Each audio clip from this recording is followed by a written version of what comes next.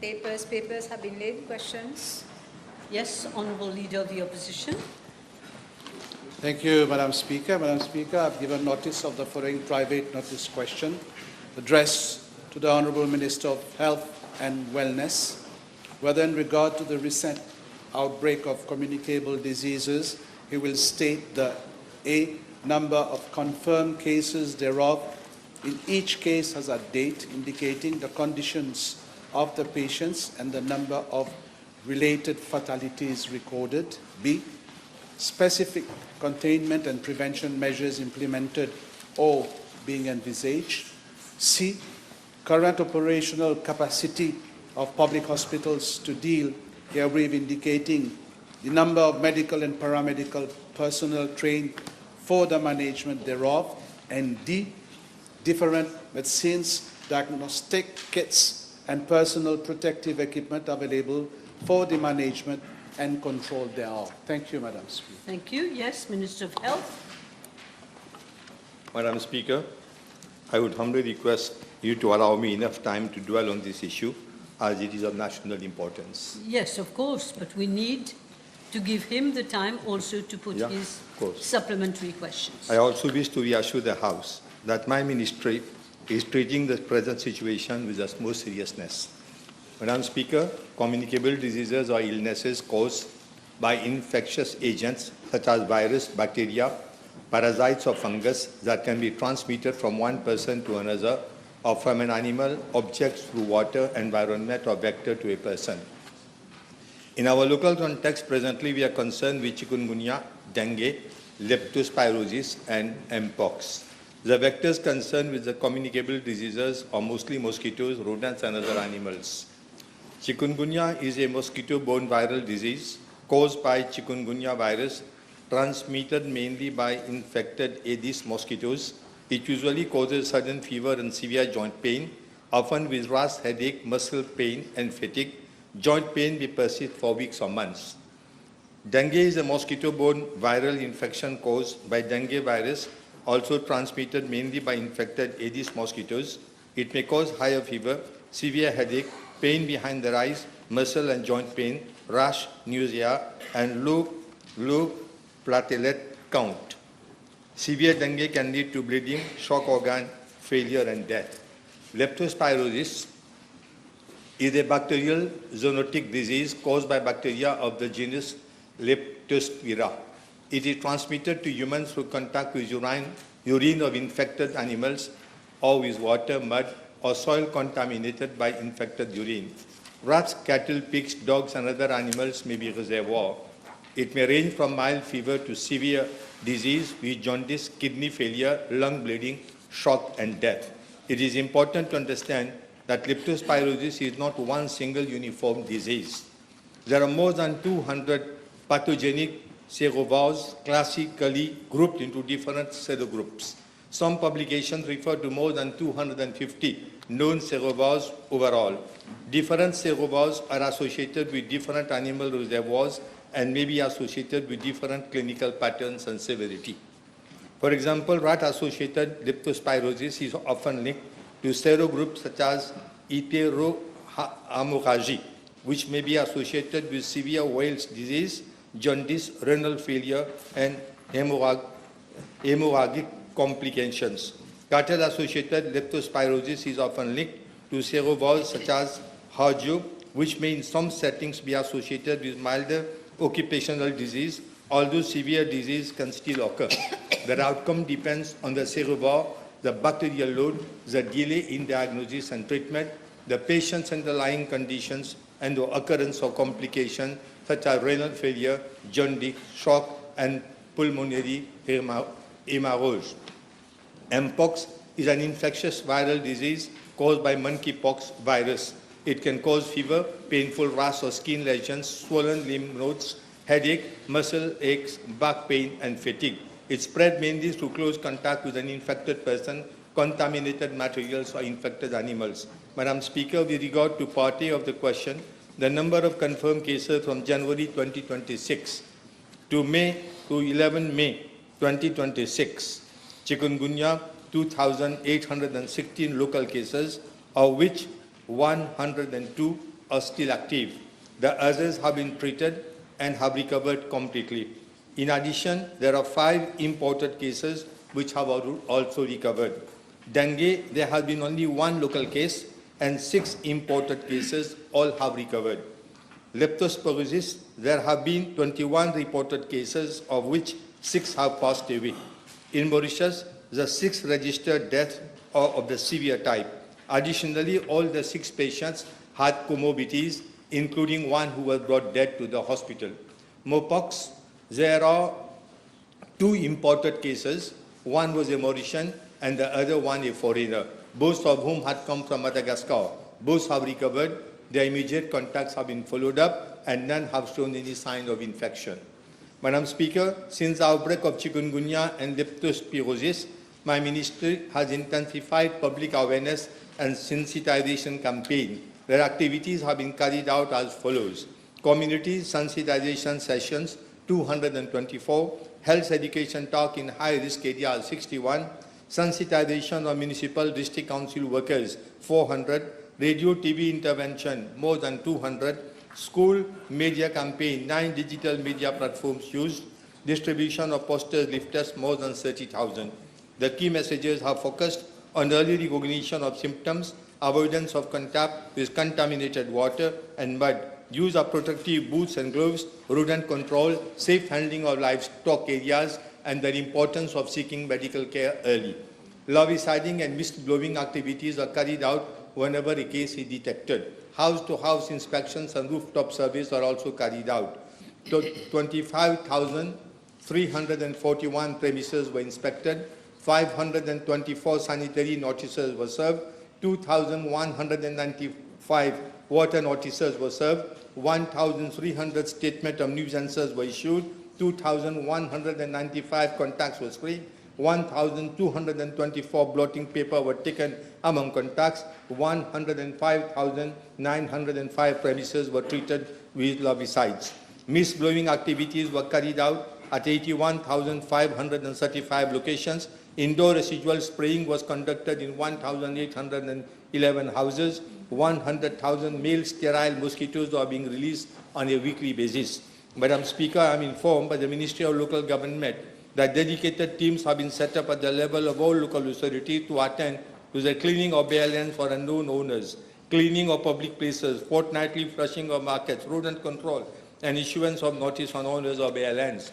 The local authorities have so far taken the following actions. Around 3,100 plots of bare land have been cleaned, weekly flushing of markets and fairs with assistance of Mauritius Fire and Rescue Services and larviciding, intensified rodent control either through in-house labor or outsourced services. Around 2,800 notices have been issued, fixing of notice boards to prevent illegal dumping, regular cleaning of drains, and cleaning of rooftops of buildings owned by local authorities. Moreover, local authorities are undertaking sensitization campaign through distribution of posters and public announcements through loudspeakers. Additionally, the Ministry of Local Government is in the process of printing posters to be affixed in public places such as market and fairs, village halls and sports complexes, among others. Funds to the tune of 260,000 rupees have been earmarked for this specific item. In some local authorities, a special service is being provided for night collection of waste, as is the case of Municipal Council of Aqua Phoenix, in commercial areas, including collection restaurant food waste. Madam Speaker, these diseases cannot be controlled by the Ministry of Health and Wellness alone. It is a disease at the interface of human health, animal health, and the environment. This is why a One Health and multi-sectoral approach is essential. Multi-sectoral meetings led by my ministry have been held with the participation of Minister responsible for environment, agriculture, veterinary services, local government, municipal, district council, police department, rodent control services, environmental health officers, public health inspectors, the representatives of hospitals and primary health care services, laboratory services, communication and health promotion teams, the Mijin Sugar State, and other relevant authorities. Madam Speaker, I have personally chaired several meetings with my colleagues, the ministers of agro-industry, local government, and representatives of ministries and other organizations. The meetings have focused on mapping of affected regions and high-risk localities, identification of possible sources of exposure, strengthening of surveillance and reporting, enhancing rodent control and environmental sanitation, drain cleaning and removal of stagnant water, public sensitization in affected localities, protection of high-risk workers, veterinary and livestock-related measures, hospital preparedness and clinical management, review of severe cases and deaths. Madam Speaker, the national response is being structured around the following pillars, which at baseline in national cleaning campaign, strengthen surveillance, immediate notification of suspected cases, standardized case definition, daily, weekly monitoring of cases, mapping of cases by locality, identification of clusters, for example, for chikungunya in Plum Williams, Port Louis, and Black River, analysis of risk factors and exposure history, early diagnosis and laboratory support, strengthening access to diagnostics testing, use of appropriate laboratory methods, including serology and PCR when indicated, faster communication of laboratory results to clinical teams, clear guidance to clinicians not to wait for laboratory confirmation before starting treatment when leptospirosis is clinically suspected.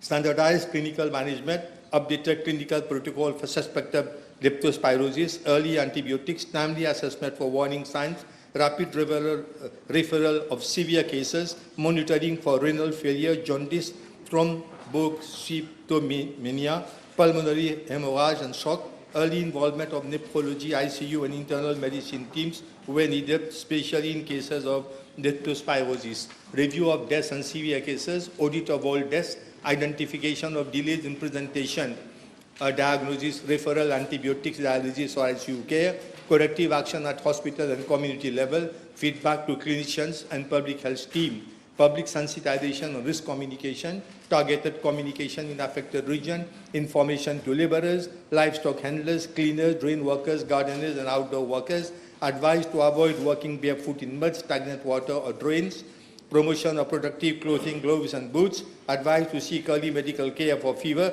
after exposure to mud, flood, animals, rodent, or contaminated environments, rodent control and environmental sanitation.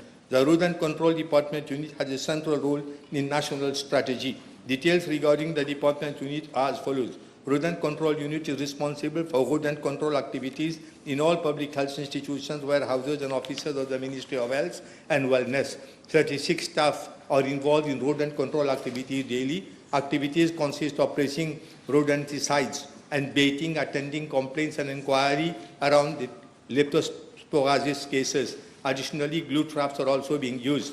Number of intervention, 2024, 9,751, 2025, 25,492. The strategy for leptospirosis includes intensified rodent control in affected localities, baiting and environmental cleanup, clearing of illegal dumping sites, cleaning of drains, improved waste management, removal of stagnation water, action around markets, rivers, canal, livestock areas, and high-risk residential zones. Madam Speaker, occupational health measures, high-risk workers include laborers, cleaners, drain workers, waste handlers, gardeners, sewage workers, veterinary workers, and abattoir workers. Measures include the use of boots and gloves for protective clothing, education on early symptoms, reporting of occupational exposure, early referral for medical assessment, workplace risk assessment. The national strategy for these diseases is based on a One Health approach, recognizing that the disease sits at the intersection of human health, animal reservoir, rodent, livestock, water and sanitation, and the environment. To summarize, our strategy includes enhanced surveillance of suspected and confirmed cases, rapid reporting from hospital, clinics, and laboratories, early clinical recognition by doctors and nurses, immediate treatment protocols, especially for febrile patients with jaundice, renal impairment, thrombocytopenia, or relevant exposure, audit of deaths and severe cases to identify preventable factors, strengthening of laboratory diagnosis, including timely testing, rodent control and environmental sanitation in affected areas, multi-sectoral coordination with local authorities, agriculture, veterinary services, and environmental health team, protection of high-risk occupational groups, public education and risk communication, mapping of high-risk zones and targeted interventions, regular reporting to the Ministry on progress, gaps, and corrective measures. The present situation is being dealt with in a serious, structured, and evidence-based manner. The Ministry will continue to inform the public transparently, strengthen early diagnosis and treatment, carry out audits of deaths, and work with all relevant ministries and authorities to reduce transmission, prevent avoidable deaths, and protect the population. Madam Speaker, with regard to part C of the question, all regional hospitals and designated health institutions are equipped with isolation and treatment facilities for infectious diseases. The new Suyak Hospital serves as a designated admitting institution for highly infectious diseases due to its proximity to Sasisagar Ramgulam International Airport. Strategic stockpiles of personal protective equipment, disinfectants, medicines, laboratory consumables, and infection prevention and control materials are maintained. Laboratory diagnostic capacities have also been strengthened through collaboration with organizations such as World Health Organization, the Indian Ocean Commission, and Africa CDC. Sanitary officers are posted at the airport and port on the roster basis to screen incoming passengers and vessels. Free practice is granted to vessels only after clearance by my ministry. Incoming passengers are required to complete the Mauritius all-in-one travel form, and particulars of travelers arriving from affected countries are transmitted to the certain regional health officers for follow-up surveillance. Blood and sputum samples are taken whenever required for laboratory analysis. In addition, dedicated general practitioners have been deployed to strengthen surveillance against imported infectious diseases. Enhanced surveillance protocols are implemented for passengers arriving from countries affected by diseases such as Mpox, including physical visit, telephone monitoring, immediate referral procedures where necessary. With regard to part D of the question, I am informed that my ministry has sufficient stock of essential medicines, diagnostic kits, and personal protective equipment. With regard to the outbreak of chikungunya, dengue, leptospirosis, and Mpox, the following are available. For preventive measures, vaccine for Mpox, mosquito repellent cream, personal protective equipment, sprayers and insecticide, rodenticides and rat glues, laboratory testing kits, impregnated insecticide bed nets for treatment for all outbreaks, analgesic oral intravenous, antibiotic oral intravenous, anti-inflammatory in oral form.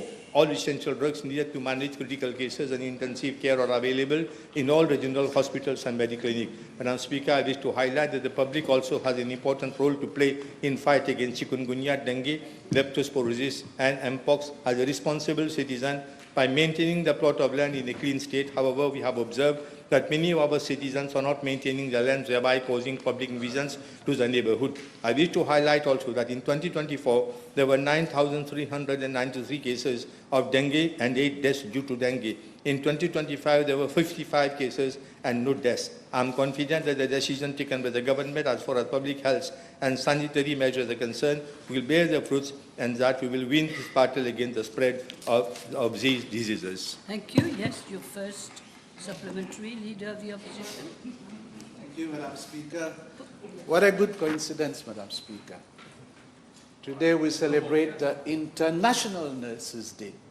Allow me to pay tribute to all those nurses who work very hard in this country to protect us, Madam Speaker.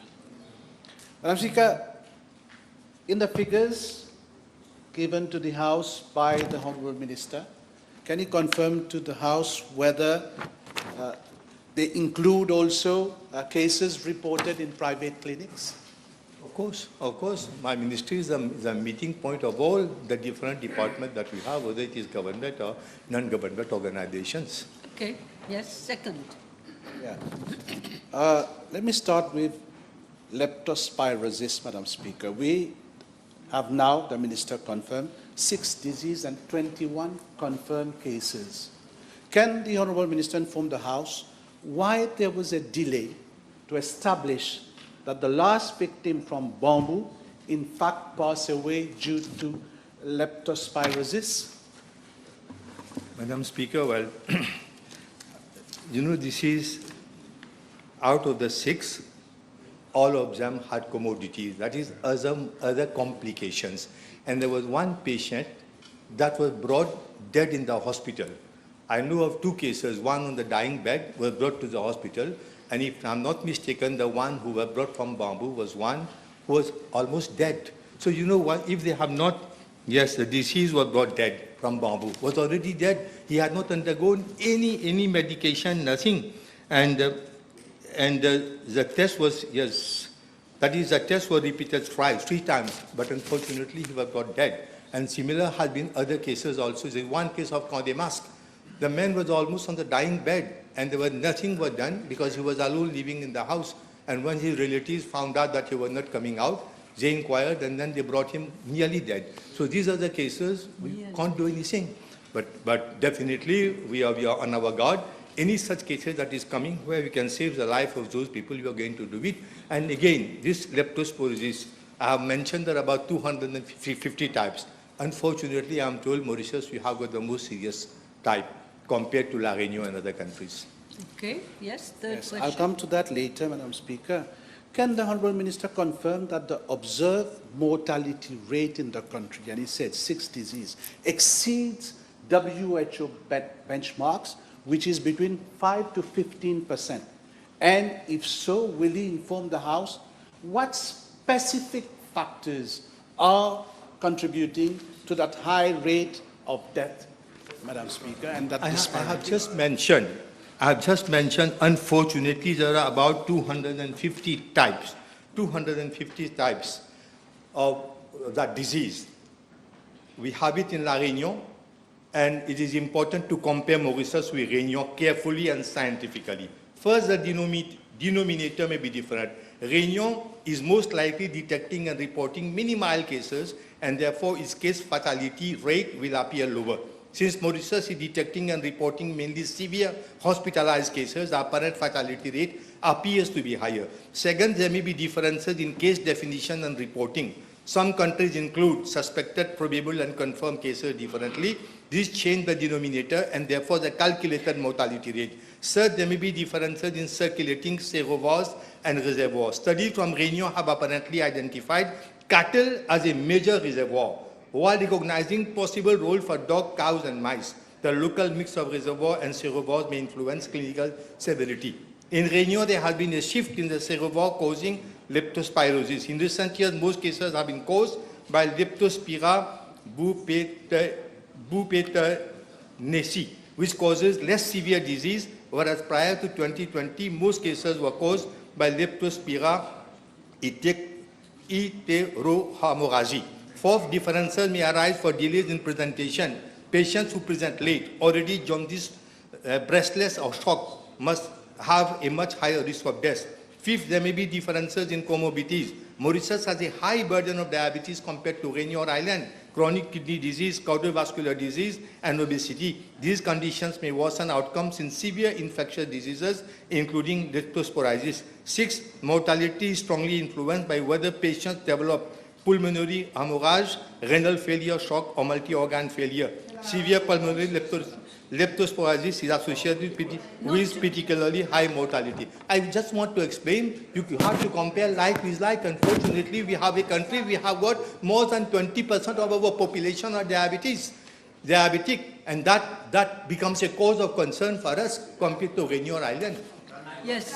Yeah, the fact is that we have a mortality rate which is much higher than the international benchmark, Madam Speaker. Put your question. Can the Honourable Minister confirm whether his ministry has undertaken a post-mortem audit or clinical review of leptospirosis cases? And if so, will he confirm to the House that such a review will be initiated to identify systemic gaps in diagnosis and case management? Post-mortem. I have already taken the decision, and the expert, or I can call experts, those who are really skilled in that, they have already done the 6 deaths which have occurred. They have already gone through the details, and I can submit a report in the House. I can submit I can name the research scholar that I have in my ministry, Dr. Nakshedi. I'm proud of him. He has been a laureate and he's working in my ministry. He has done a thorough study into that. And for the benefit of the House, I'm going to present all the operational plan, either whether it is for chikungunya, leptospirosis, or even for mpox. We are ready with all these. I'm going to submit it to the House, and I can assure the House that we are not sleeping. We are working. In fact, we are acting. Next question. Yes, can the Honourable Minister confirm to the House that the high rate of mortality is due to late diagnosis, Madam Speaker? Madam Speaker, I repeat again and again, it's only when, in such a case of leptospirosis, it's only when the patient turns up, he's in his house, we are not aware of it.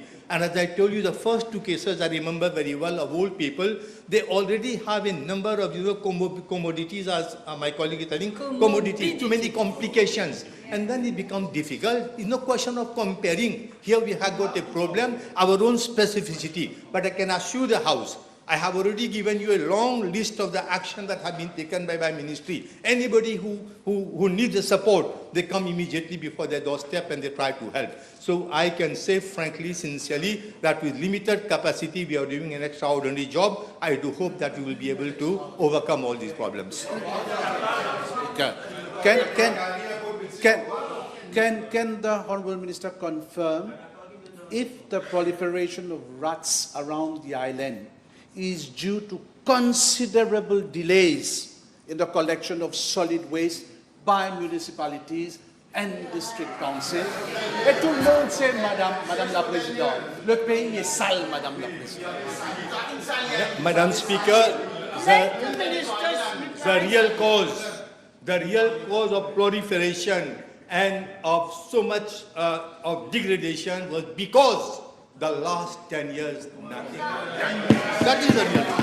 And I can assure the House that in each local authority, wherever you turn, you will see cleaning work going on at an accelerating speed. And I have to thank the honourable member of local government for that.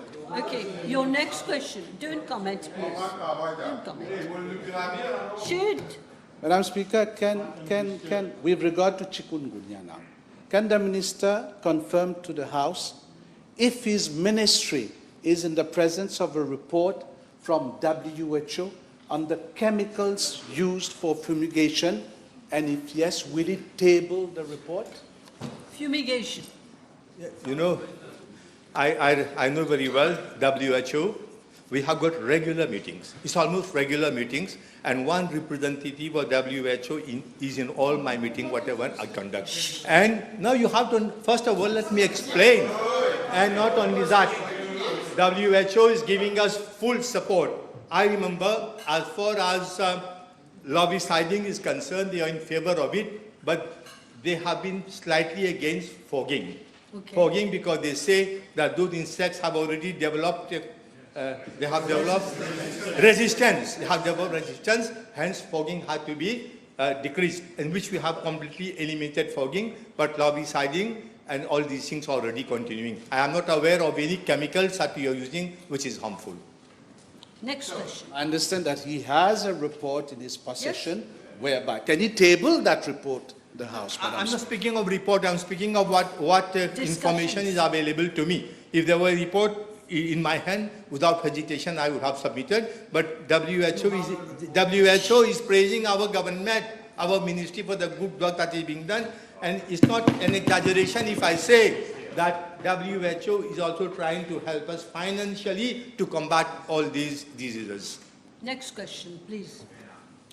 Yes, Madam Speaker, government in 2025 proposed the introduction of sterilized mosquitoes into the wild, starting with the villages of Triolet, where some 80,000 mosquitoes were released. Can the Honourable Minister state to the House? Male ones. Yeah, male ones. If this measure was conclusive, and if yes, how, Madam Speaker? Yeah. It's on not 80,000 now, it's on average 100,000 per week we are releasing in the air, 100,000. But you know, recently, though we are releasing, we can't release everywhere because where we are having that fogging campaign, larviciding campaign is going on, we are going to kill that what we are producing. So we are not utilizing it in areas where we are using larviciding. We are using it in places where larviciding is not being undertaken. It is 100,000 on an average per week. Yeah. Next question, please. Yes, come to Mpox, Madam Speaker. The Honourable Minister has confirmed that we have had imported cases. Can the Honourable Minister inform the House of protocols in place at the airport and the port to detect this virus on passengers? I have lengthily spoken on that, Madam. I am not going to repeat all those, but I can assure the whole House that complete surveillance is being kept everywhere at the airport and at the harbour also.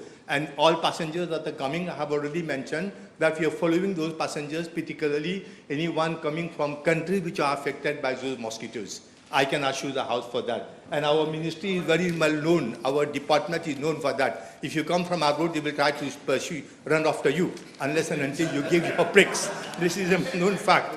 So, One last question, please. No, I've got two last questions, Ali. Madam Speaker. Please, in terms of security at our hospitals, can the Honourable Minister now inform the House whether it has been established how a patient with Mpox managed to escape from the hospital, the Victoria Hospital? see, during visitors' time of 1 hour, do you think it is possible for my nursing officers to follow someone? So I'm told there was one case when he escaped. But out of hundreds and thousands of people who come and go in the hospital, if one such case occurs, I am not going to blame anybody, nor my nursing officers who are there. Last one, Madam Speaker.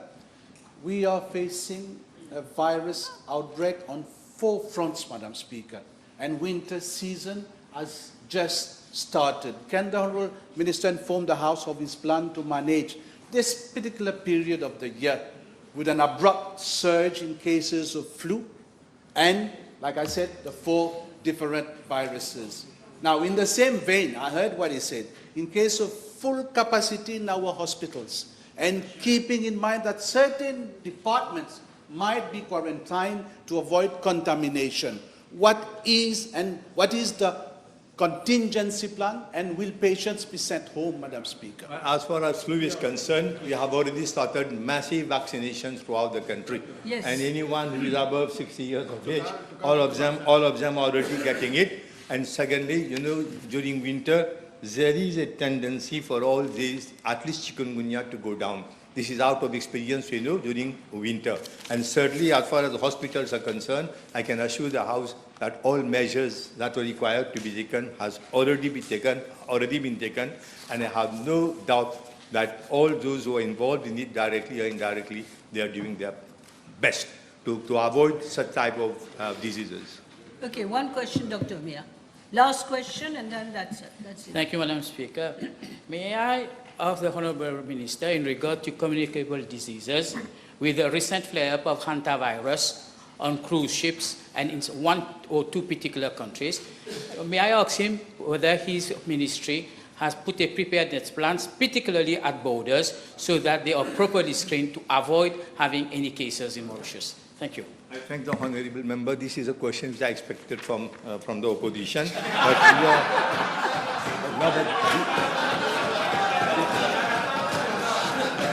Madam Speaker, Okay, but this is a rare but potentially serious infection linked to infected rodents and transmitted through urine, droppings, or saliva. So my ministry is maintaining vigilance through surveillance, clinical awareness, coordination with public health and environment services. And we are in contact with the international organization WHO and COI also. They are trying to give us all type of help. And in case of any case, even if it comes is a doubt, then of course we have got the National Institute for Communicable Disease, a laboratory in South Africa, and Louis Pasteur in Madagascar. We have got contact with them. We'll be going to send the urine for inspection and all. So we are readily prepared for that. Okay, time is up.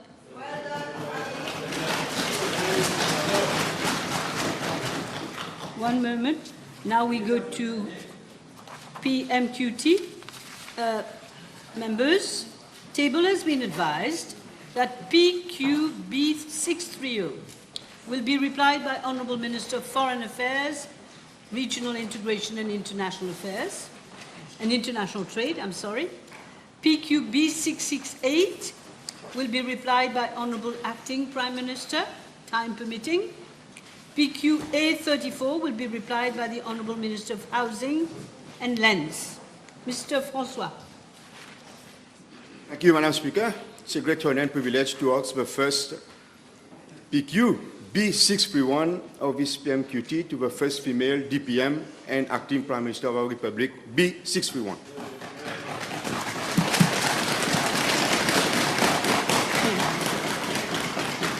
Thank you.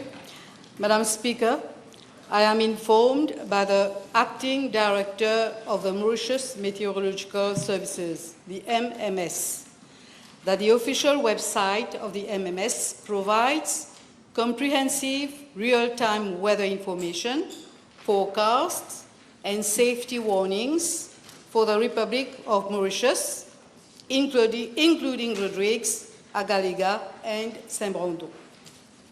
For the island of Rodrigues, dedicated observations and forecasts, including current temperature, wind speed direction, and humidity, are available on the website of the MMS. Hourly observations are transmitted on a daily basis to the MMS, of which communiques are published in French on the official website at 4:30 hours, 11:30 hours, and 16:30 hours. The last 24-hour rainfall data is also provided in the weather communique. I'm further informed by the MMS that daily weather communiques for the island of Rodrigues are broadcast on the MBC Rodrigues radio channel at 5 hours to provide weather forecast. A meteorologist provides daily live interventions at around 5 hours and as and when required during the day. Moreover, current weather conditions, as well as information pertaining to wind, temperature, and relative humidity collected at Pointe Canon and Pointe Corail stations, are displayed on real time on a 24/7 basis on the website. I wish to highlight that daily fishermen weather communiques in Creole language are issued at 4:10 hours in the morning and updated at 10:30 hours on the same day to inform the fishers community about sea state and provide useful advice for their safety. In case of severe weather conditions, warning bulletins are issued. Madam Speaker, I'm also informed that early warning bulletins related to severe weather conditions, such as heavy torrential rainfall, strong winds, heavy swells, tropical cyclones, and tsunamis, are issued by the MMS for Rodrigues when the island is exposed to such risks. Timely weather warnings are disseminated through various communication channels, thereby supporting disaster risk reduction, public safety, and preparedness measures over the island of Rodrigues. Furthermore, the Pointe Canon Rodrigues Meteorological Station communicates with Rodrigues Emergency Operation Command, the REOC, when activated during severe weather conditions, and information is disseminated to the public. The Rodrigues Meteorological Station also provides working information to its stakeholders and the public. Madam Speaker, pursuant to the Mauritius Meteorological Services Charges Regulations 2022, service charges are applicable to any person who wishes to obtain any information or service as specified in the regulations, subject to an application being made to the Director of the MMS. The data referred to is in respect of rainfall, temperature, humidity, wind, mean sea level pressure, radiation, or sunshine hours, and are available on daily, hourly, monthly, and yearly basis. Yes, Mr. Francois? I have a few supplementaries, Madam Speaker. I'll give you two.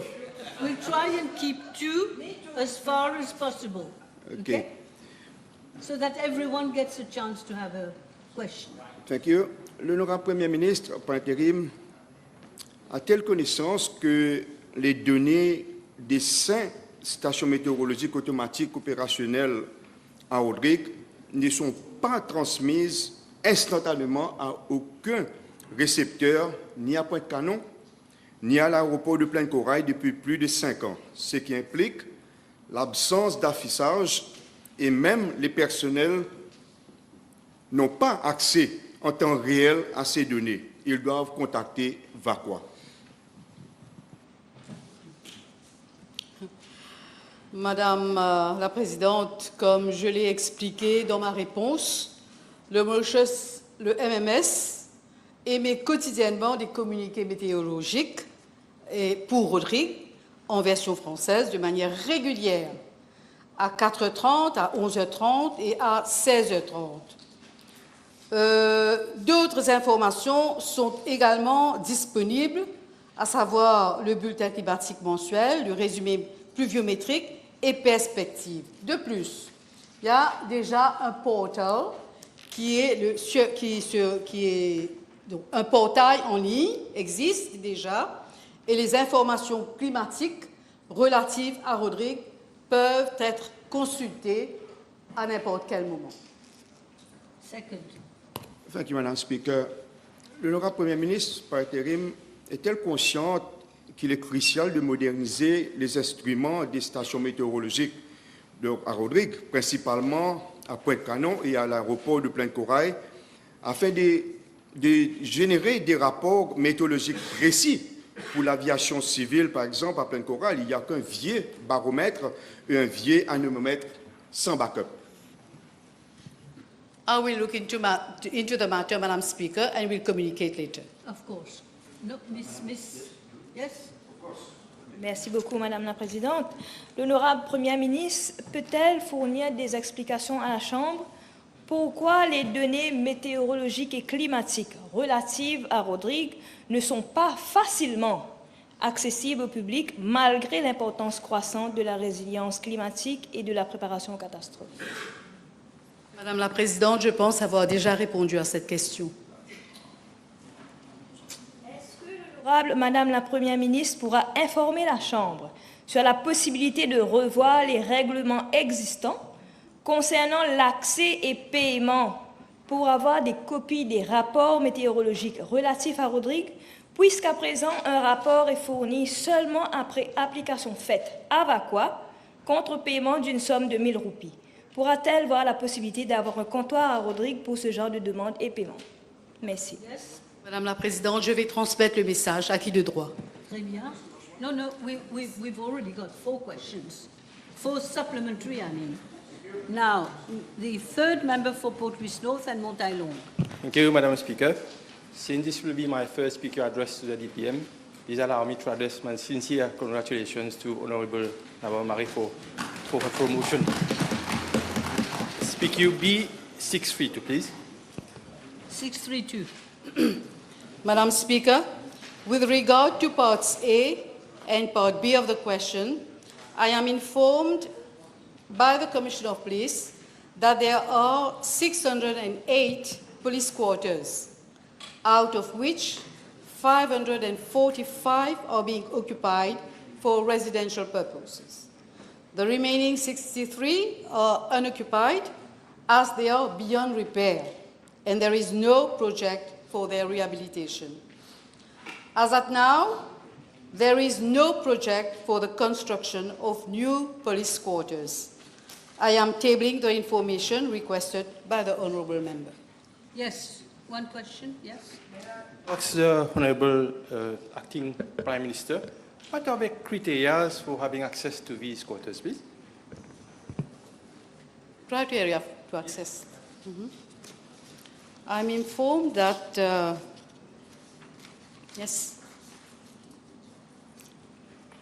police quarters are allocated to married police officers for occupation by them and their families as long as they are serving members of the Mauritius Police Force.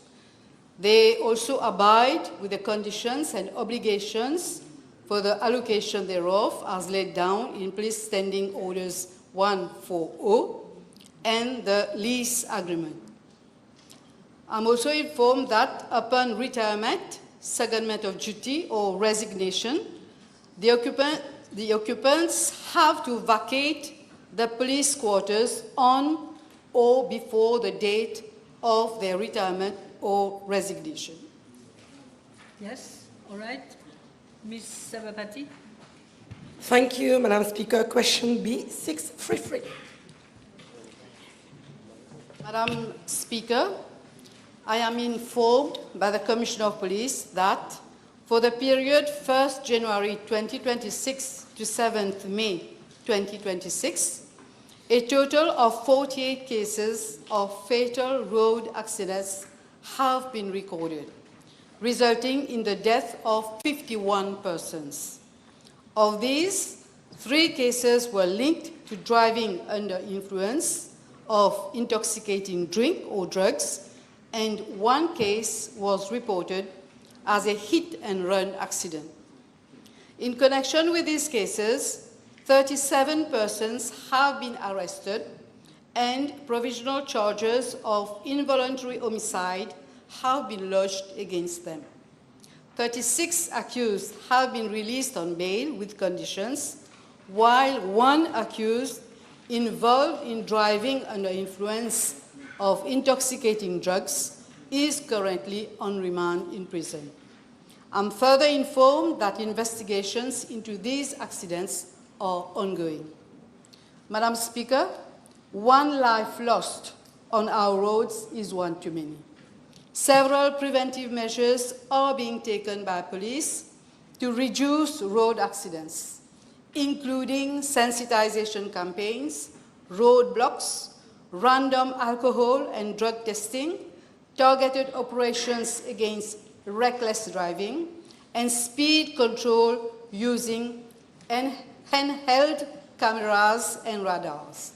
However, greater discipline and responsibility from all road users remain essential to reducing preventable accidents and saving lives. Madam Speaker, government is further reinforcing measures to improve road safety and curbing dangerous driving behaviors. It has been decided last week to amend the penalty point system by increasing from 3 to 6 points to 5 to 10 points for those using telephone while driving. Yes? I have 2 supplementaries. Thank you, Madam Speaker. Can the Deputy Prime Minister also, from the answer given by the Deputy Prime Minister, is the number of fatal road accidents on rise or on downward trend with the penalty point system?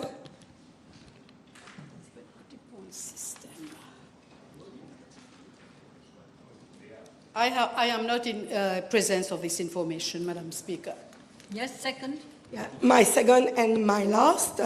Can the Deputy Prime Minister also inform the House what is the approximate time between accident and the matter to be brought forward the courts? For in my constituency last year, a young kid, K.A., at a tender age, has lost his life. Then the family does not hear anything about the inquiry. Is that normal after such a tragic loss? Thank you. It is not normal, Madam Speaker. I will inquire. Okay. Now we have Mr. Apollo, second member for my group. B634. Madam Speaker, I am informed by the Commissioner of Police that Miss LLIR, a French national, arrived in Mauritius on 23rd March 2026 at 8:06 hours on board flight MK015 from France. After completion of immigration formalities, Miss LLIR collected a suitcase from the conveyor belt and proceeded through the Green Channel, where she was asked to proceed to the customs examination hall. The suitcase was scanned and she was allowed to leave the airport premises. Later on the same day, and an unclaimed suitcase tagged in the name of Miss LLIR was seized by custom and ADSU officers at the airport. Following a search on the content of the unclaimed suitcase, 10.43 kilograms of cannabis and 6.05 kilograms of cannabis resin were found. On 24th March 2026, ADSU officers arrested Ms. LLIR and lodged a provisional charge against her for the offenses of drug dealing with aggravating circumstances, importation of cannabis, and importation of hashish with an averment of trafficking. Ms. LLIR has been remanded to police cell since 24th March 2026. Police have raised objection to her release on bail. Madam Speaker, in the course of this inquiry by ADSU, 9 other persons, including 2 police constables, have been arrested. Police Constable NP, posted at the ADSU airport, and Police Constable AH, posted at Maibo police station, have been remanded to police cell since 24th March and 25th March 2026, respectively. Police have objected to their release on bail. The 7 other persons arrested in this case have been charged with drug dealing for the importation of dangerous drugs.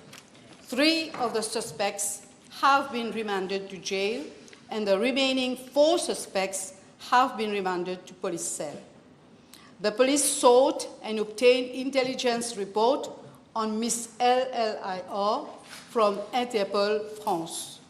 Madam Speaker, since the inquiry is ongoing, it will not be appropriate for me to provide further information. Thank you. Yes. Good. Next question. Now, B635 has been withdrawn. So next question is Honourable Second Member for Rivière-des-Anguilles. Yes. Merci, Madame. Question B636, s'il vous plaît. Madam Speaker, the COVID-19 Projects Development Fund, now known as the Projects Development Fund, was set up on 28 April 2020 as a special fund by way of regulations made under the Finance and Audit Act. The fund is administered and managed by the Projects Development Committee. Madam Speaker, I am informed that the Projects Development Committee had invested a total amount of 3 billion rupees in Silverbank Limited in 2022 and not in 2023 as mentioned in the PQ. The investments were made on 3 occasions as follows. A, first, 500 million rupees in April 2022. Second, 500 million rupees in August 2022. And third, 2 billion rupees in September 2022. At that time, the committee was chaired by the former Financial Secretary and comprised representatives of the Prime Minister's Office, Ministry of Finance, and the Bank of Mauritius. The committee also comprised the Accountant General, an officer from the Attorney General's Office, a former advisor of the Ministry of Finance, as well as 3 representatives from the private sector. All these investments were made following the approval of the then Minister of Finance, as provided for in the Finance and Audit Act and the Finance and Audit Projects Development Fund Amendment Regulations 2020. Madam Speaker, all these investments were made despite the former Minister of Finance being aware that the Silver Bank had the following systemic issues. First, the Silver Bank was a newly constituted bank, being given that on 11th June 2021, the board of the Bank of Mauritius approved the acquisition of the shares on Banyan Tree Bank by the shareholders of Silver Bank. The Banyan Tree Bank was itself a problematic bank. Second, the Silver Bank had, at its inception, a shareholding structure not in conformity with the provisions of the Banking Act 2004, which stipulates that no single shareholder should hold more than 10% of shares in a bank, except with a prior approval of the Bank of Mauritius. In fact, approval for a 75% shareholding to a single shareholder, in this case, Ginny Gupta, was given by the Bank of Mauritius, and this tantamount to endangering existing and future depositors. And third, Silver Bank had difficulties in appointing an external auditor to perform the mandatory auditing of its accounts. Madam Speaker, again, we must highlight the weakness in the supervisory role of the former management of the Bank of Mauritius. The representative of the Bank of Mauritius on the Projects Development Committee intimated that investment in Silver Bank at that time was safe, as it was being supervised by the Bank of Mauritius. Despite knowing all these systemic issues, the former Minister of Finance gave his approval for these massive investments of public funds into such an ailing bank. With the unfolding of all the facts today, it is clear that this was a wrong decision to invest public funds in such a bank. Madam Speaker, let me come to the process for investing 3 billion rupees into the Silver Bank Limited. With regard to the first investment of 500 million rupees on 5th April 2022, the Projects Development Committee received an investment offer from Silver Bank Limited through the Ministry of Finance for its consideration. On 6 April 2022, the committee sought quotations from 4 other commercial banks. Quotations were received from 2 banks, namely State Bank, Mauritius Limited, SBM, and Bank One Limited. On the basis of an evaluation of the quotations made by the Projects Development Committee and taking into account the offer from Silver Bank Limited, the Projects Development Committee agreed to invest 2.5 billion rupees as follows: 500 million rupees in Silver Bank Limited, 1 billion at SBM, and 1 billion at Bank One. The approval of the then Minister of Finance was accordingly sought and obtained for the investments. As regards the second investment of 500 million rupees on 11th August 2022, the Projects Development Committee received another offer from Silver Bank Limited through the Ministry of Finance. The committee invested 500 million rupees directly into Silver Bank Limited after seeking and obtaining the approval of the then Minister of Finance. Concerning the third investment of 2 billion rupees on 31st August 2022, the Projects Development Committee sought quotations from various commercial banks. Quotations were received from 6 commercial banks, including Silver Bank Limited. On the basis of an evaluation exercise, the committee invested 2 billion rupees in Silver Bank Limited, again after having sought and obtained the approval of the then Minister of Finance. Madam Speaker, Out of the 3 billion rupees invested in the Silver Bank Limited, 500 million rupees are still outstanding, and there is no certainty of its recovery.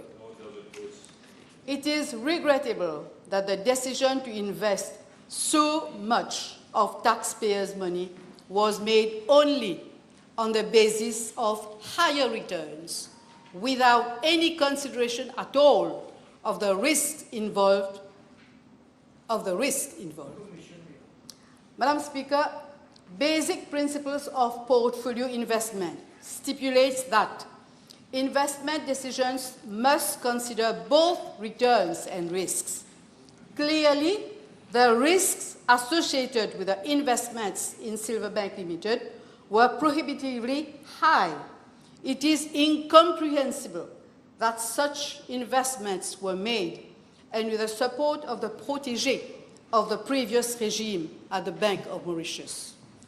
There is definitely anguille sous roche. The Financial Crimes Commission is currently investigating into this whole financial scam. Yes, good. Honorable Ms. Béranger, yes? B637. Madam Speaker, as everyone knows, the previous government left public finances in an unprecedented state of precariousness, a disastrous legacy hindering our actions. The economic mismanagement and irresponsible fiscal stewardship have led to public debt soaring beyond unbelievable level, and the country edging to the brink of a downgrade to speculative grade junk status by Moody's. In the last budget, government had to accordingly focus its efforts on bold fiscal consolidation measures to address the situation, including implementation of several measures to increase revenue from income tax collected from individuals and corporates. Indeed, one of the main decisions was to appeal to the spirit of solidarity among the more fortunate, urging them to support the most vulnerable and disadvantaged members of our society. A fair share contribution has been introduced for 3 years on high-income earners and highly profitable corporations. Madam Speaker, let me remind the House that in spite of the pressing need for fiscal consolidation, the personal income tax system was reviewed to make it fairer. The income tax exemption threshold was raised by 110,000 rupees, and the number of tax bands were reduced from 11 to only 3.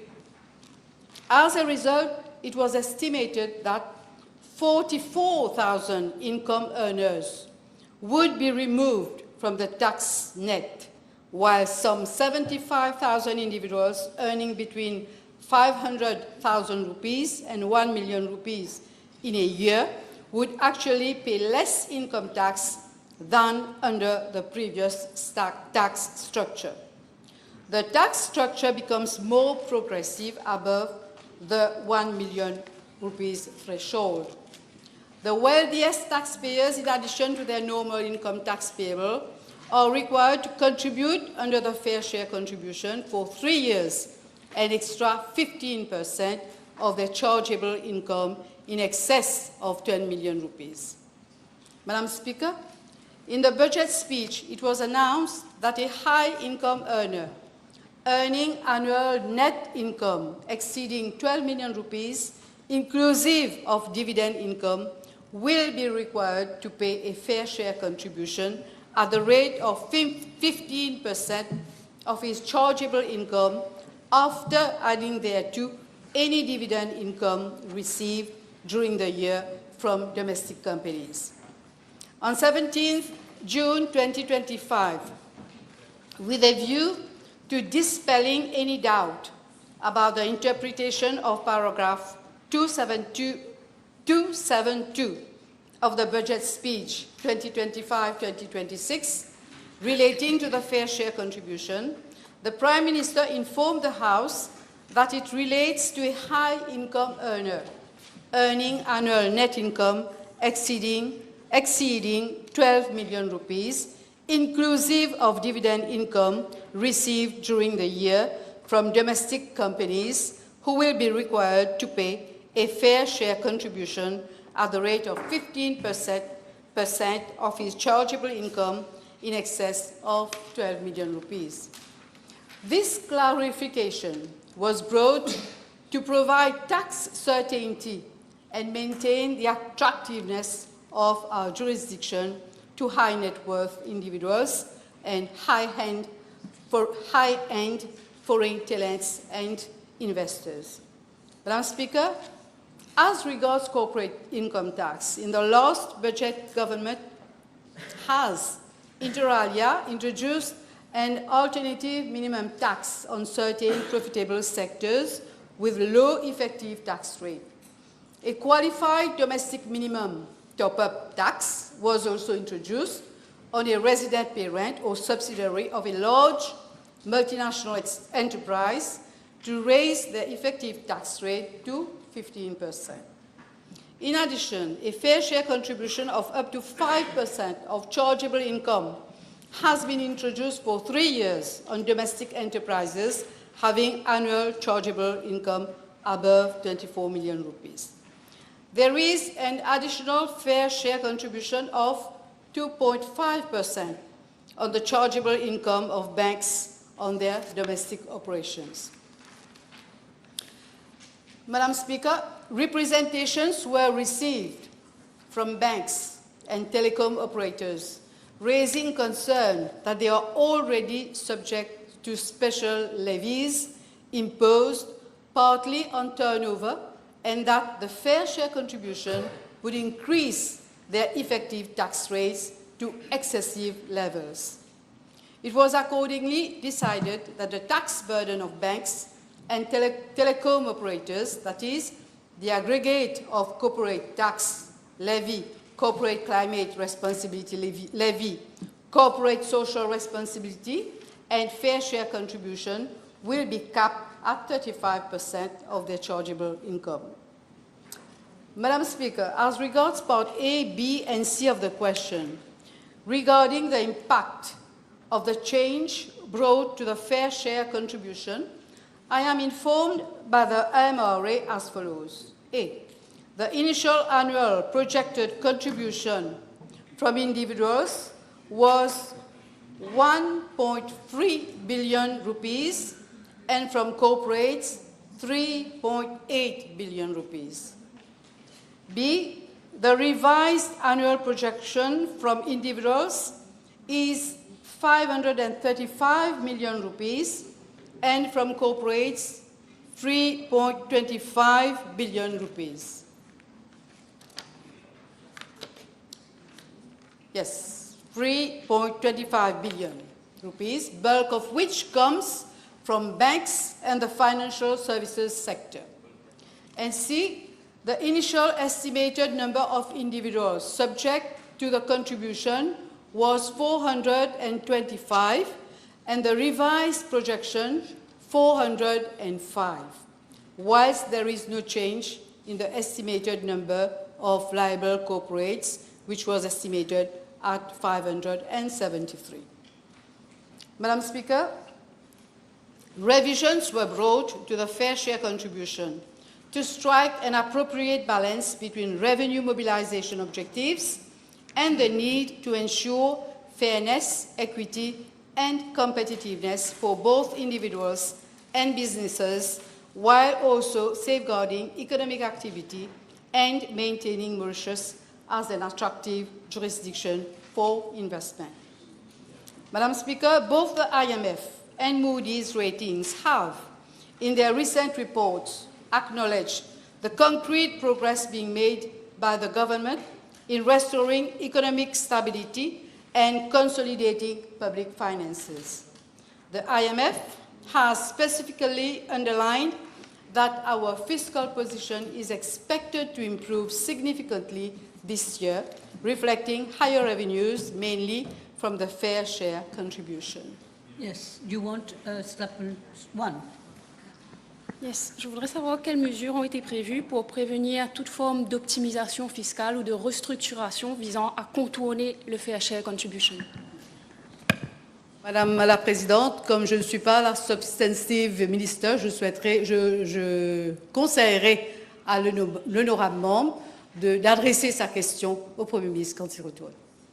Okay, good. Time is up. Anyway, now the table has been advised that the following PQs have been withdrawn: B644, B643, B645, B649, B648, B646, B647, B642, B639, B638, and B640. Now we go to questions to ministers. Miss Honourable Member for Rivière des Anguilles, Souillac. Thank you, Madam Speaker. B650. Thank you very much, Madam Speaker. There is at present a plot of land of an extent of 3 acres adjacent to the traffic lights at Rivière-du-Post that was vested in the then Ministry of Environment and NDU for a sports complex. However, the project was never undertaken, and in the year 2008, a portion of 1 acre 44 was excised therefrom and vested in the then Ministry of Women's Rights, Child Development and Family Welfare for the construction of a women's center. That was back in 2008. In addition, an extent of 12 pêches has been used for the provision of an access road to the remaining portion of 1 acre 44 pêches. Following budget speech of 2022-2023, the extent of 1 acre 44 pêches retrieved from the then Ministry of Women's Rights, Child Development and Family Welfare was vested in the Ministry of Gender, Equality and Family Welfare for setting up of an integrated shelter for victims of gender-based violence. I'm sure the honourable member would not be surprised. As at date, none of the 2 projects have materialized, and the whole plot of 2 acres 88 perches is still undeveloped. In regards to Part A, there is no record at my ministry of any application for that plot of land from any member of the public. In regards to Part B, I understand that the Ministry of Youth and Sports is awaiting for availability of funds to start its project, whilst the Ministry of Gender, Equality and Family Welfare has only just informed my ministry that in view of budget constraints, it is not envisaging any construction project for the time being. Thank you. Yes, thank you, Minister. No, good. Second question, second member for Rodrigue, Mr. François. Yes, thank you. B/651. Madam Speaker, with your permission, I will reply to this parliamentary question. Medical tourism constitutes a niche market in our tourism product, offering just like cultural tourism and sports tourism, amongst others. As per statistics provided by the Economic Development Board, in 2025, there are over 4,000 foreign patients visiting Mauritius annually for medical and wellness treatments. Approximately 1,000 patients out of these foreign patients are from Africa, Seychelles, Madagascar, and Comoros. Given the growth potential of this niche market, the Ministry of Tourism has since August 2025 initiated the development of an action plan aimed at advancing medical tourism in Mauritius in collaboration with the Economic Development Board. The action plan aims at 1. Developing and promoting Mauritius as a leading destination for medical tourism. 2. Facilitating investment in healthcare facilities wellness centers, and medical support infrastructure. 3. Promoting cross-sector synergies between healthcare providers, travel operators, and hospitality services. And 4. Increasing international awareness of Mauritius medical tourism offerings. Madam Speaker, to support the preparation of this action plan, the Ministry of Tourism held a series of meetings with key stakeholders, including the Ministry of Health and Wellness, the private healthcare providers, the Medical Council, the Prime Minister's Office, and the Passport and Immigration Office. These consultations were intended to gather valuable insights on the further development of medical tourism, to assess the issues and challenges currently faced by stakeholders, and to identify priority areas for improvement and policy interventions. The following challenges were highlighted. 1. Lack of common and shared vision regarding medical tourism in Mauritius, with no clear definition thereto. 2. Poor coordination and support between public and private health providers. 3. Different specialized high-quality medical services being marketed individually by the different service providers. 4. Poor visibility of our specialized high-quality medical services on the international market. And 5. Lengthy administrative procedures, both for foreign clients and the operators. Madam Speaker, I am informed that a first draft of the action plan has been elaborated in March 2026 and circulated to key stakeholders to gather their views and comments prior to validation and finalization thereof. With regard to the benefits that medical tourism will bring to our country and how it will enhance its attractiveness, I must inform the House, Madam Speaker, that medical tourism will, A, no doubt position Mauritius as a destination for both high-quality healthcare and leisure experiences, especially over the recent years that our country has been investing in the development of public and private healthcare facilities equipped with advanced medical technologies and internationally trained practitioners. B. Enhance international visibility and reputation of Mauritius as a modern, professional, and service-oriented destination, more specifically among African countries, taking into account our strategic location between Africa and Asia. And C. Stimulate investment in healthcare infrastructure, technology and facilities, boost local suppliers and value chains such as pharmaceuticals, diagnostics, rehabilitation and wellness centers.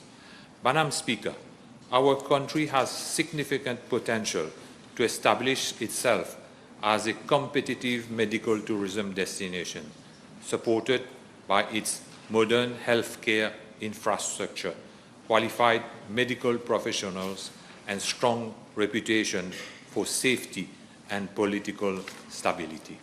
For this, we require concerted efforts from all stakeholders in the health sector, coordinated actions, synergy between the Ministry of Tourism and the Ministry of Health and Wellness, and above all, a well-formulated strategy.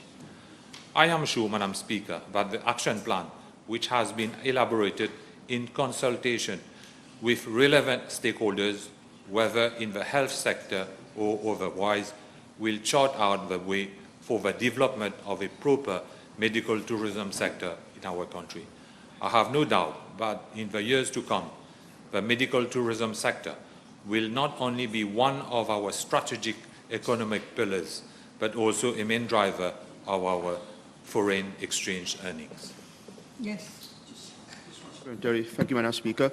Will the Honourable Minister agreeable to share the draft action plan with us parliamentarians as well before validation? with draft action plan. I will check with the substantive minister. If possible, we will do it. Yes, Ms. Colette. Merci beaucoup, Madame la Présidente. Est-ce que l'honorable ministre pourrait indiquer à la Chambre si ce premier brouillon de l'Action Plan inclut des services pour les étrangers souffrant d'infertilité? On va pas savoir. I believe, let me check with the substantive minister, and of course we will discuss about the details in the future. So basically, we don't know which areas. Yes, so that's fine. I'll take another question. Honourable First Member for Port Louis North. Merci, Madame la Présidente. Question B652.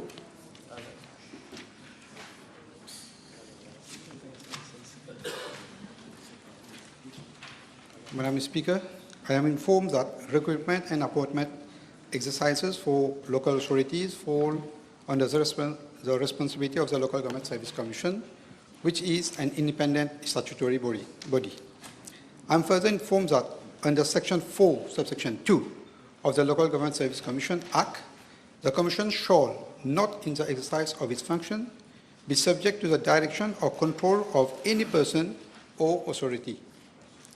Accordingly, neither my ministry nor I, as Minister of Local Government, can interfere in any matter falling within the statutory function or internal processes of the Commission, which operates under the Prime Minister's office. Madam Speaker, I am informed that the recruitment exercises referred to the question were carried out following the reconstitution of the Local Government Service Commission after this government took office in November 2024. I am further informed that concerns were subsequently raised regarding the manner in which certain appointments had been processed under the previous administration. Following this, and after consultation with the Attorney General Office, advice was tendered to the effect that the appointment convened were tainted with nullity, procedurally improper, and patently illegal. Consequently, I am informed that the employment of 1,463 employees recruited on a temporary basis was brought to an end on 15 June 2025, in accordance with the advice received and legal position prevailing at the time. Madam Speaker, I am further informed that a number of those employees challenged the decision before the Supreme Court and obtained interim relief pending the determination of the matter. In view of the stay granted by the court, they were allowed to continue working until final judgment was delivered. I am informed that following the judgment of the Supreme Court on 23rd January 2026, the termination process was implemented on 29 January 2026 in accordance with the decision of the court. Madam Speaker, I am also informed that thereafter, fresh recruitment exercises were carried out by the reconstituted board of the LGSC in order to ensure continuity of the delivery of essential services within the local authorities. I am informed that these new recruitment exercises were conducted in accordance with the Local Government Service Commission Act, the relevant schemes of service, and established procedures. Madam Speaker, I am informed that following those recruitment exercises, allegations and rumors of possible malpractice were again raised publicly. As the Honourable Prime Minister stated in this House a few weeks ago, the matter was looked into at the level of the Commission, and the new chairperson subsequently tendered his resignation. However, I am informed that as matters presently stand, no inquiry has been initiated at the level of the LGSC in relation of these recruitment exercises. Subsequently, there is no inquiry report before my ministry to be tabled, and there are no measures arising from any such report for my ministry to state or envisage. I must also emphasize that since the Local Government Service Commission is a statutory body operating under its own legal framework and under the aegis of the Prime Minister's office, my ministry has no authority to intervene in its internal administrative matters or decision-making processes. In the absence of any active inquiry, there is therefore nothing before my ministry for further action, and I am not in a position to comment on any internal step which the Commission or any other competent authority may or may not contemplate in relation to the LGSE. Madam Speaker, I am nevertheless informed that ongoing recruitment exercises are being carried out with greater transparency, accountability, and strict compliance with the law and established procedures. I am further informed that in order to reinforce transparency, efficiency, and accountability, an e-recruitment system is being worked upon and is expected to be introduced as from early next year. Thank you, Madam. Yes, one. Merci, Madame la Présidente. J'ai une question pour le ministre. Ne serait-il pas judicieux d'annuler les récents exercices de recrutement et de faire appel à candidature où la méritocratie primera, cette fois-ci sans l'intervention de qui que ce soit? L'honorable ministre trouve-t-il normal qu'il y ait 3 sur 123 au sein d'une collectivité locale? Merci. Mademoiselle, but he has explained there's a legal system. Oui, madame, mais la méritocratie n'a pas primé. Peu importe, le ministre, lui, n'est pas responsable. Madam, I have already explained Okay. very clearly You want to reply? and explicitly. Okay. Maybe we can have one more question. Miss Antil. Miss Antil, yes. 2 supplémentaires, j'ai dit aujourd'hui à tout le monde. Ah bon? J'ai dit 2 à tout le monde. B653, merci. Madam Speaker, I'm informed by the Land Drainage Authority that for constituency number 18, Belrose and Catabon, some 13 drain projects have been earmarked for implementation, out of which one project, namely drain works at Saint-Jean, has been practically completed with a few minor snags currently ongoing in the defect liability period till 11 June 2026. 5 other projects out of the 13 would also be implemented by the Municipal Council of Catabon, namely A. Flood mitigating measures at Gaia Lane, Robert Edward Hart Avenue. B. Flood mitigating measures at Soba Lane, Olivier Avenue. C. Drain works in front of Sir Virasamy Ringadu Government School at Autruche Avenue. D. Upgrading of drain along Nélan Lane up to Canal Nélan. Supply fixing of metal gratings. And E. Flood mitigating measures at 75 Avenue d'Ansan, Catabon, entrusted by the Land Drainage Authority on 6 February 2026 to the Municipal Council of Catabon for implementation. Approval for design for the mentioned projects have been sought by the Municipal Council of Catabon from the Land Drainage Authority on 17 April 2026. The project upgrading of Canal Nélan and removal of obstruction over a length of approximately 2 kilometers as from Lal Bahadur Shastri Street is ready for implementation by the Municipal Council of Catabon and is awaiting financial clearance. Madam Speaker, concerning the National Development Unit, there are 4 complex drain projects which are all located in the densely populated regions of constituency number 18 and are still at preparatory stage, namely A. Flood mitigation measures in the region of La Louise, La Sousse and Candos Catabon. B. Flood mitigation measures in the region of Catabon, Belrose, Sodnac, Beato. C. Construction of drain at Juperé Avenue and Brown Avenue, Old Catabon. And D. Construction of drain at Trianon Avenue after Shoprite Roundabout, Road to Coville, Trianon. The Drains Infrastructure Construction Limited has also been entrusted with the project construction of cut-off drain at Beato Avenue, Catabon, which is currently at land acquisition and waiting stage. I am also informed that bids for drain network at Résidence Beau Séjour is ready for implementation by the National Development Unit, and bids will be launched by 15 July 2026, subject to financial clearance. Madam Speaker, I wish to point out that the projects being implemented by the National Development Unit and the Drain Infrastructure Construction Limited are very complex to implement owing to the extensive network of buried services whereby appropriate measures would need to be undertaken to prevent any disruption in the existing services and to avoid inconvenience to the inhabitants as the projects will take quite a few years to be fully implemented. Moreover, the holistic approach being adopted for implementation of drain project in constituency number 18 will entail considerable costs amounting to over 6 billion rupees. Due to financial constraints, it will be difficult to complete these projects in the near future. Alternately, I called for focused meetings with the National Development Unit, Drain Infrastructure Construction Limited, the Land Drainage Authority, and the Road Development Authority to explore different and more cost-effective short-term solutions to mitigate flooding.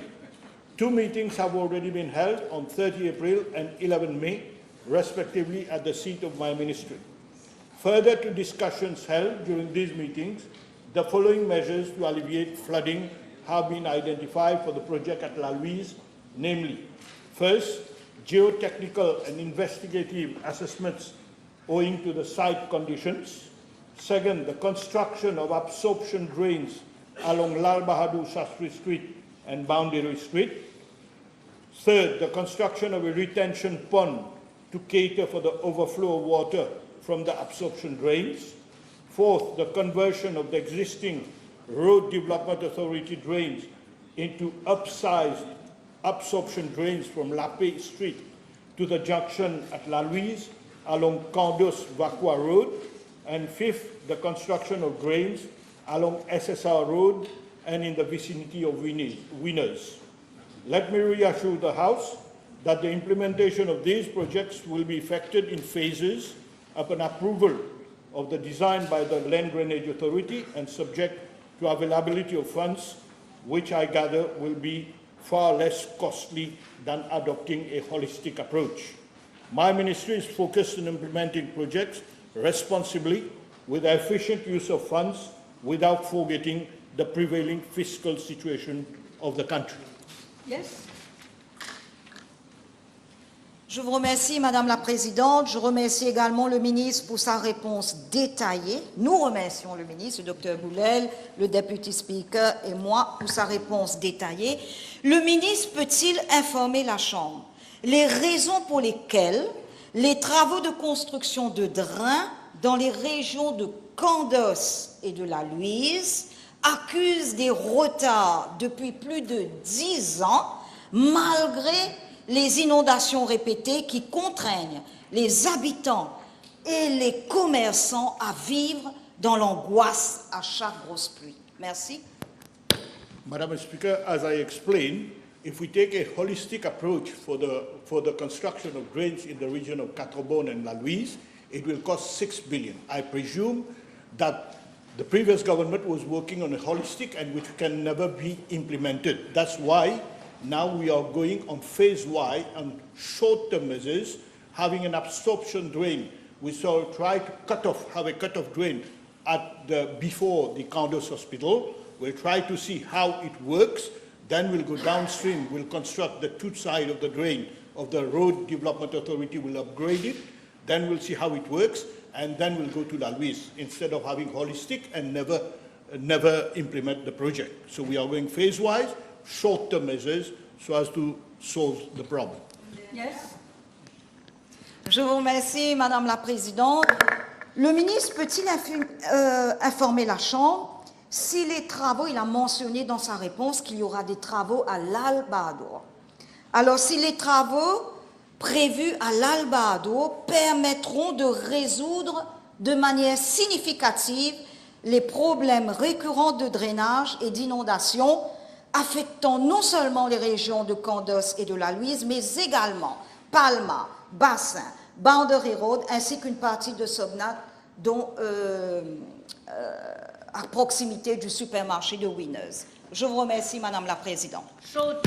Madam Speaker, I cannot give guarantee that we'll solve the problem entirely. According to consultants, if we do the first measure, it can solve the problem up to 35–40%. It has to be at least we are solving 35 to 40% of the problem, and then we see how we move forward instead of doing nothing. Pas à pas. Thank you very much, everyone. I'm raising until 2:30.